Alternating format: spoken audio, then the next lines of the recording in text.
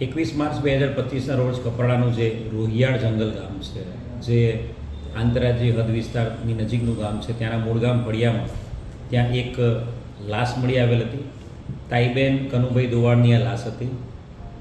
લાશ મળતાની સાથે જે પ્રમાણે એ શંકાસ્પદ હાલતમાં પથ્થરોની અંદરથી લાશ મળી આવેલી હતી, એનું જે ડિકમ્પોઝિશન પણ બોડીનું થઈ ગયું હતું, એના કારણે તાત્કાલિક સુરતમાં આ ફોરેન્સિક પીએમ કરવામાં આવ્યું હતું. અને ફોરેન્સિક પીએમના અંતે ગળું દબાવીને તથા માથાના ભાગે ગંભીર ઇજાઓ પહોંચાડીને મૃત્યુ થયું હોય એવી તાત્કાલિક હકીકત મળતા મર્ડરનો ગુનો દાખલ કરવામાં આવ્યો હતો. બનાવની ગંભીરતાને ધ્યાને રાખીને DYSP division, crime branch, SOG અને સાથે સાથે જે કપરાડા પોલીસ સ્ટેશનની તમામ ટીમો આના ડિટેક્શનમાં કામે લાગેલી હતી અને અલગ અલગ ઈસમોની, ગામના ઈસમોની પૂછપરછ કરી હતી. ગામમાં જે તે દિવસે એક મોટો લગ્નનો પ્રસંગ પણ હતો. એ બાબતે યુક્તિ પ્રયુક્તિથી પૂછપરછ કરતાં આ જે તાઈબેન છે અને એમના પતિ કનુભાઈ છે, એમની સાથે લગ્નમાં જે તે દિવસે પ્રસંગમાં હાજરી આપવા માટે જે ગામના ભગવાનભાઈ ઉર્ફે ભગુ અને શંકરભાઈ પણ સાથે હતા.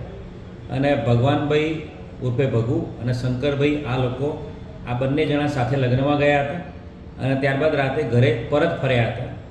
અને રાત્રિ દરમિયાન જ્યારે ભગુભાઈ આ તાઈબેનની સાથે એકલા હતા ત્યારે એમના પતિની ગેરહાજરીમાં એમણે તાઈબેનની એકલતાનો લાભ લઈને એમની સાથે બળાત્કાર ગુજાર્યો હતો. અને ત્યારબાદ તાઈબેનને ગમે તે રીતે દબાવીને, દબાણ કરીને એમને પાછળ જે પ્રાથમિક આરોગ્ય કેન્દ્રને કોતરાના ભાગે લઈ ગયા હતા.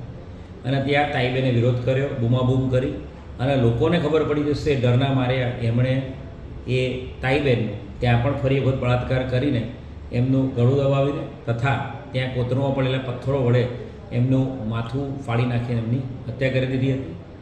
આ જે આરોપી છે ભગુભાઈ ઉર્ફે ભગવાન, એ એમના સગામાં જ થાય છે. એના દૂરના સગામાં કાકી થાય છે તાઈબેન.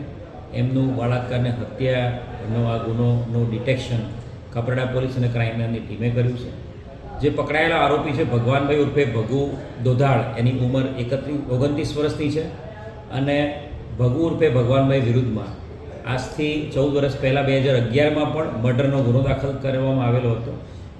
એટલે ગુનાહિત ઇતિહાસ ધરાવતો વ્યક્તિ છે અને જેને કપરાડા પોલીસે પકડી પાડ્યો છે.